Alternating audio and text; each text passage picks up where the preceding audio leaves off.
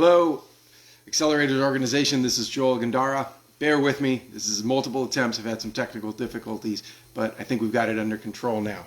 All right, we're going to start from the top here. First question is from Quade Sturdy, and the question is, what makes more sense? Targeting one specific field, scaling, then expanding, or slowing the growth process and build systems for all targeted avenues along the way?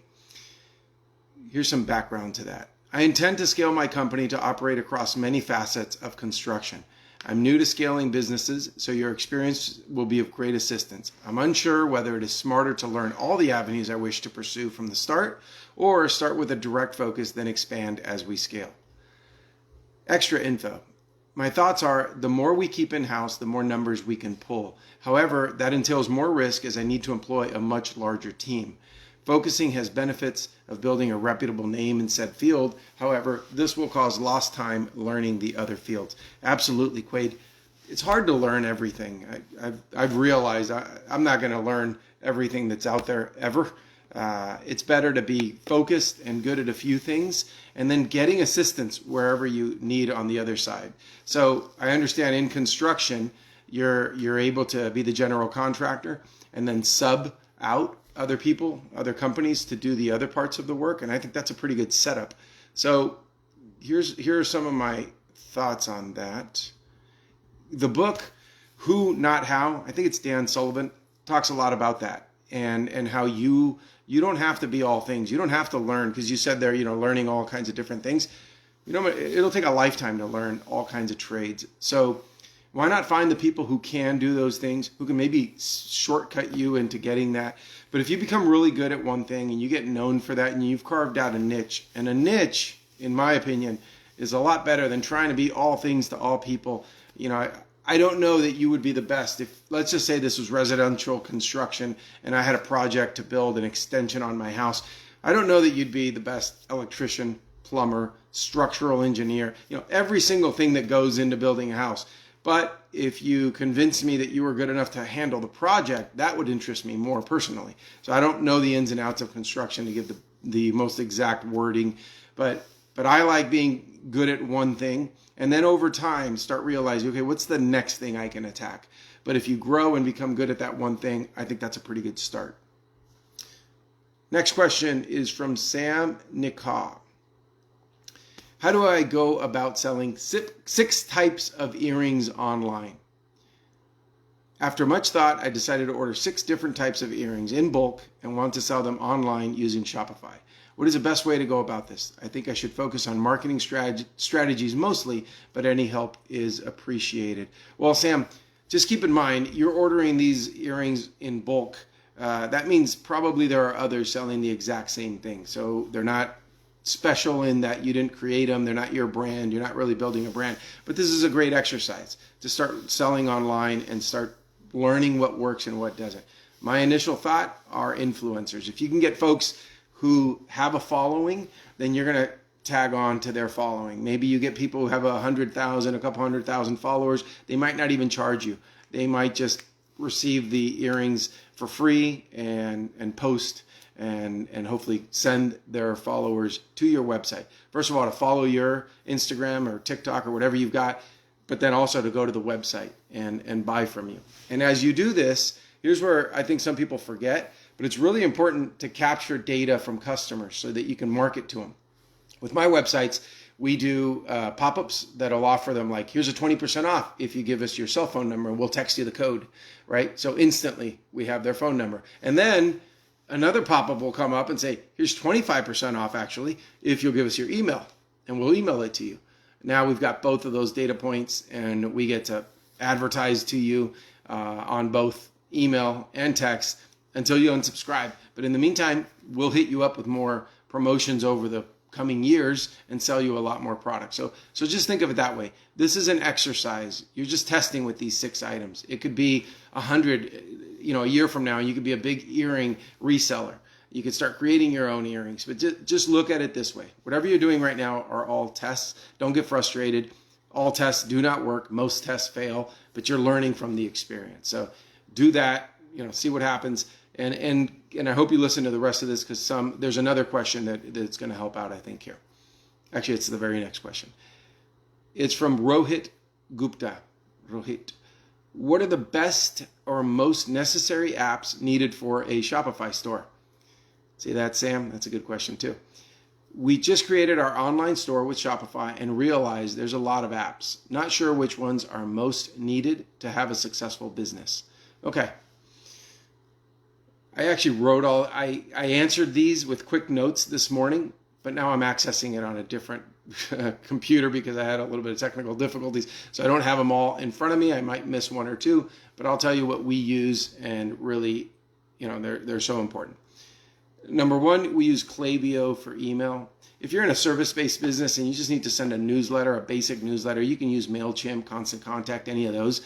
And I'm sure they're all great. We switched from MailChimp years ago to Klaviyo because we're in e-commerce products and it's made for that. It's really powered well for it. So Klaviyo, it's spelt with a K. You can look that up. Another one is we do a lot of texting and we use Attentive and really like Attentive. However, ever since we locked in with a long-term contract, Klaviyo came up with texting as well. So you can look at that. But yeah, SMS messaging to your customers has a tremendous open rate because nobody leaves unopened texts for the most part, right? They want to clear that out. Unlike emails that just go to spam or get ignored. It's like texting is the new email, it seems like. Let's see what else we use. You'll want to use Affiliately or an app like that can track your affiliates to make sure they're all organized in one place, that you know how much you owe them, how much you have to pay them, that sort of thing. And let me think of what else I would have had on that list. Yeah, sorry for not being prepared. I did write them down, but I don't have that with me. You want something that upsells, right? So someone's about to check out and you offer them, whether it's a promotion or this goes well with this, and if you order it right now, there's a discount, that sort of thing. And I think I just remember the last one. It's an out-of-stock notification app. Super important, because if you're driving traffic and you're marketing to this one product and it temporarily went out of stock, which, by the way, that should be very temporary. You should not run out of stock, especially of good sellers. You have to anticipate and forecast what you need.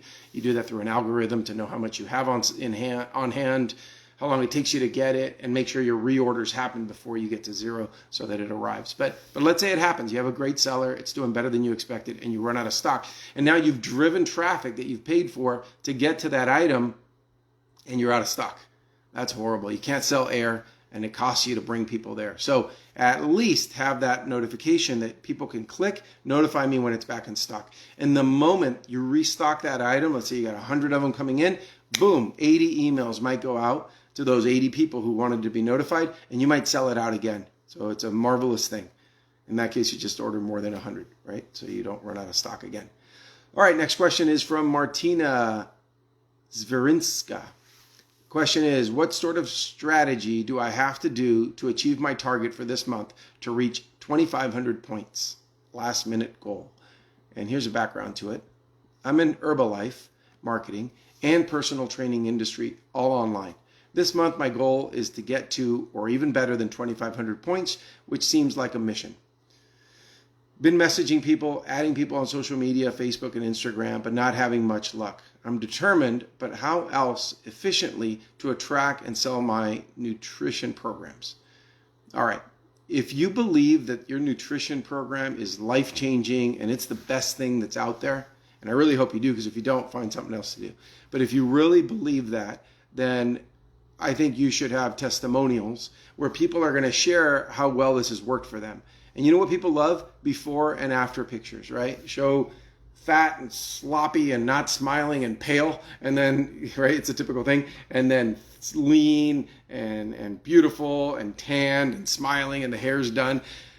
That's what's been used for years.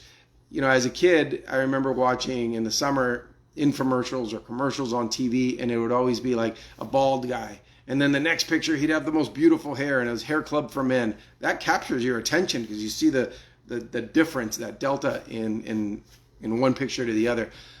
Same thing with like weight loss thing on TV. You'd see a really obese person, and then they look trim and healthy.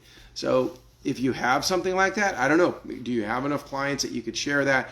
Do you have maybe just stock photos that you can Google free stock photos, and you put fat people, free stock photo, or before and after pictures, right? So you can find those already made and just make content like that. I think that's what I would do, because I think that's what people want to see. I've talked to people who are in the health business when it comes to like training, and that's what they've shared with me in the past, that everybody's just trying to lose fat. That's like the biggest number one thing. So, milk that for what it's worth and show that your product does this. And if you don't have real life case studies, and maybe the stock photos aren't out there, if you're with Herbalife or any other company, they should be able to provide you some images, and then you create your content to your liking. Good luck. I hope that helps. Next question and last question. It's a short one today. It's from Yolindi de Gouveia. I hope I pronounced it right. Yolindi, her and I have actually spoken on the phone before. I feel like I need to stop, go back, and restart with the basics. I had already started my business when I joined AO, and I don't have the basic foundation and processes down. Where do you recommend I start? I need a clear vision and roadmap and projections on where I'm going and how to get there. Background: we manufacture decorative throw pillows and pillow inserts. The potential for growth is huge. We currently do around $15,000 a month, but I need to at least double and triple that. I can't scale haphazardly. This needs to be very calculated and planned.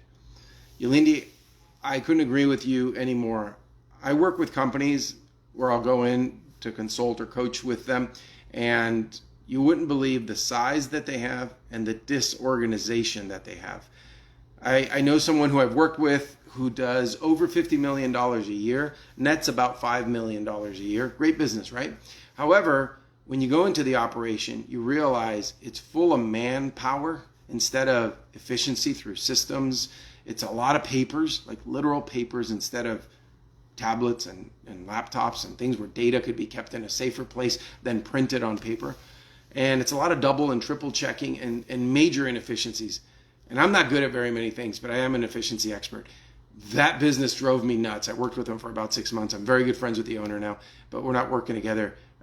He couldn't ramp up and become more efficient quick enough. So it sounds like a very successful business, that one that I'm describing, but it was an absolute headache. It's an absolute headache to operate. I think that owner is going to have a heart attack one day, because he's working 12 to 16 hours a day.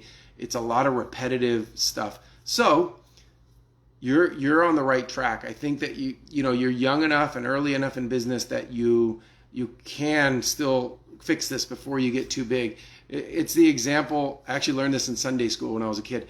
It's something, I guess, biblical.